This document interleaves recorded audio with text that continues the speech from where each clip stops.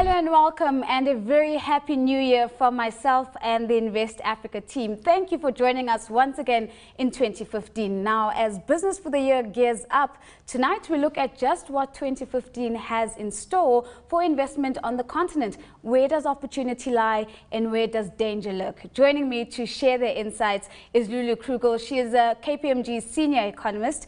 Craig Roberts, Middle East and Africa regional lead for DHL Supply Chain. And in Lagos, we're joined by Abiola Rasaki, is the head of research at Associated Discount House. Now, for you at home, if you'd like to be a part of this conversation, you can certainly do that. That's by keeping the conversation alive on Twitter, following me at Nozipumbandra or at CNBC Africa, and of course, using our hashtag InvestAfrica. Let's get right into it. Now, we've seen the African narrative changing from the hopeless continent to Africa rising in the past decade or so. Lulu, let's start off with what 2015 highlighted most for you about the African narrative and the investment landscape of this continent?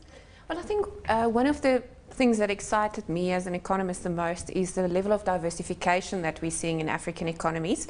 That's something that we've been looking for a couple of years, and that's what we thought was necessary to, keep growth going and to really get the wealth of the investment getting to filter through to the rest of the continent and to the rest of the population living in African countries. So that's probably one of the key things that I think that's been a major change this year.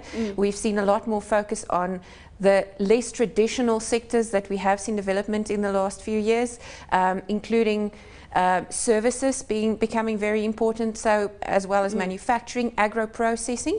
So a slow move away from mining and extraction and minerals and the telecommunications sector into other parts. So the diversification story is what stood out for Lulu. Craig, let's get your key snapshot highlight of the year that's been. I mean, I've just returned to Africa, but I think the thing for me is the stabilization. I think, we've seen a lot more stability around the economies. Governments seem a bit more stable than we traditionally had. So I think confidence is starting to grow. People are starting to look at Africa as a viable investment opportunity. Abiola, let's get a view from the west of the continent. We've heard here in South Africa that the story of diversification and the story of diversity have been highlights for the 2014 year. What would have stood out from you from a Nigerian perspective? Thank you very much. I think from a Nigerian perspective and the rest of West Africa, I think the key themes that we're looking out for is actually improvements in the education system, particularly that skilled labor is becoming very, very important if we're actually going to explore the opportunities that diversification brings to us as a continent. I think beyond education and the improvement in skilled labor that we do expect, I think we also need to also appreciate the continuous investment in infrastructure, which is also very, very important when you talk about service sector, when you talk about industrialization in Africa and particularly West African continent. So I do think our investment in infrastructure and of course improvements in the level of skills that people have got is very, very key for us as a continent.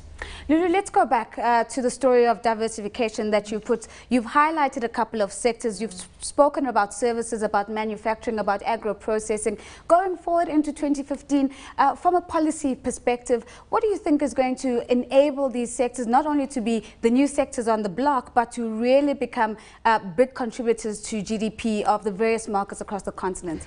Well, I think the continued trade and growth in trade that we're seeing between African countries, us becoming more dependent on each other rather than on Europe and the US is an important story that will help that. But we shouldn't forget our traditional investment partners. There's always a lot of focus on China as well, and what is interesting is China is probably one of the most diversified investors in Africa. If you look at the spread of where they invest, and one would normally tend to think they focus a lot on mining.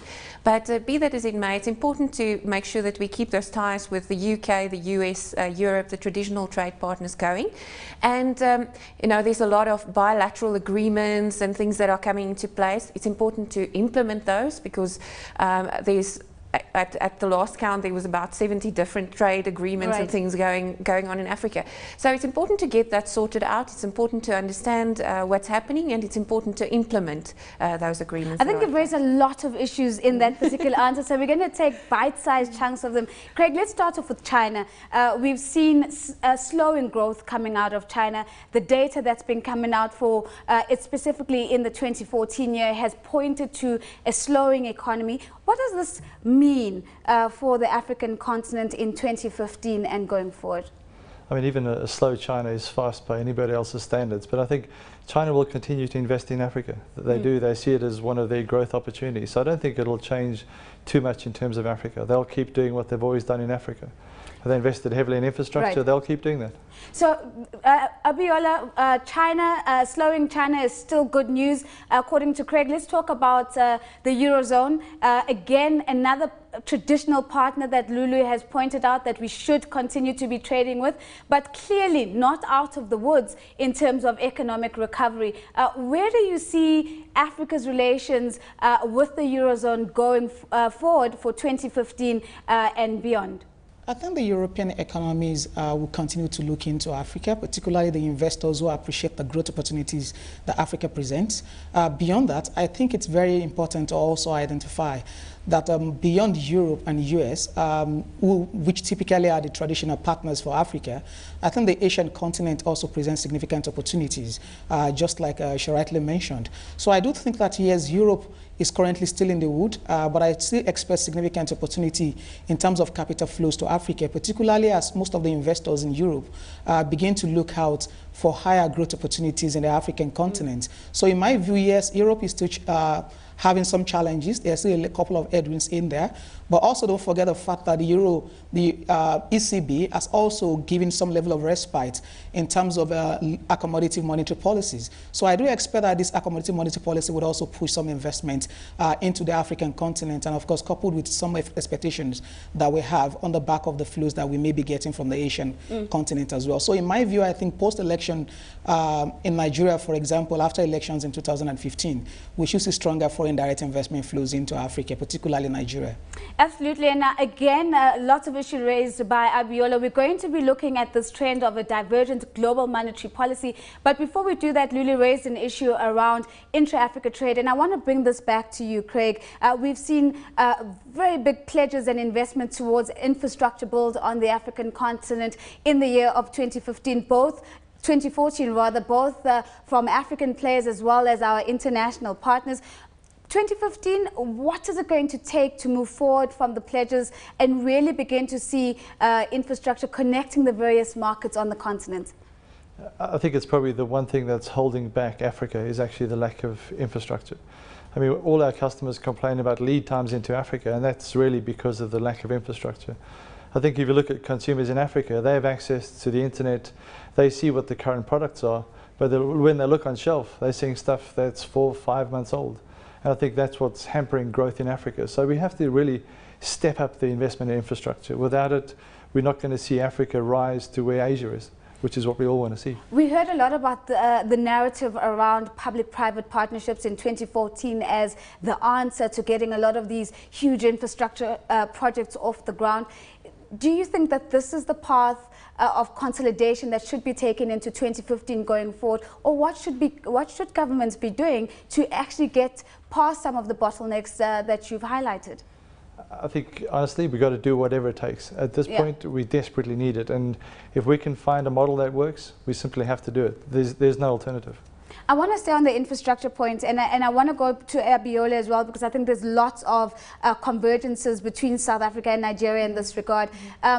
Infrastructure in South Africa, let's talk about economic infrastructure, power in particular. 2014 was a difficult year, especially towards the end for South Africans, not only households, but we're also talking businesses here. What, in your view, did this reveal about the policy environment in the country, about the leadership in the country? And of course, we know that it's going to have implications for foreign direct investment going forward. I think one of the main concerns is coordination planning, making sure that the right people are involved in projects at the right time, making sure that once there's bottlenecks, it gets sorted out quickly. One of the things that hit us really hard in South Africa, of course, is labour relations, and that has had knock-on effects in a whole range of different infrastructure projects. You mentioned PPPs, and ironically in South Africa we had mixed results with PPPs, to be quite honest. The spending in terms of PPP projects lagged behind schedule, and I think very often it's because the different parties that are involved don't necessarily have the same view of where they're going, and the coordination is just not there. Let's get the Nigerian experience. So a mixed bag of results in terms of public-private partnerships on the South African landscape, Abiola. But have PPPs been the solution for infrastructure development in Nigeria? And what do you think should be done as a follow-up question in 2015 and going forward to really begin to address economic infrastructure deficits? I think the situation is also very similar to that of South Africa and Nigeria. It's been a mixed bag. For example, we've had a situation where a particular PPP project was actually dragged down because the private sector has really not performed on its own expectations. However, we've also seen some success stories in Nigeria with respect to PPP. So I think it's neither here nor there. But I think the most important thing is for each party to recognize its role and to actually play its own part. Beyond that, I think the government needs to be more transparent with respect to PPP projects and, of course, further encourage the private sector in investing in the infrastructure sector. For example, you may have been aware that just in December 2014, the federal government of Nigeria actually granted a tax holiday to investors who are interested in the infrastructure sector for as much as 5 to 7 years. So I think this form of incentives are also very important to actually make infrastructure projects commercially viable, particularly in a country like Nigeria where you have a lot of uncertainties. So I do think the government needs to provide more incentives. I think the government needs to de-risk some of these infrastructural sectors, which I think is very important so that at least the private investors can be more attracted to all these infrastructural opportunities that we've seen in Nigeria and the rest of West Africa. So I do think incentives are very important. I do think transparency is important. I think the government also needs to play less role in terms of economic activities and just guiding by way of reforms and, of course, concessions. A smaller role for government, more pronounced incentives, as well as increased transparency. That's some of the insight that we've gotten from Abiola Rasak. Unfortunately, that's all the time we have for him. We're going to be connecting with Nairobi after the break, but a very big thank you to Abiola. He is, of course, the head of research at Associate Discount House. It's time for us here in Johannesburg to take a quick break, but when we come back, we give you more on what the 2015 investment trends in Africa are likely to look like. Don't go away.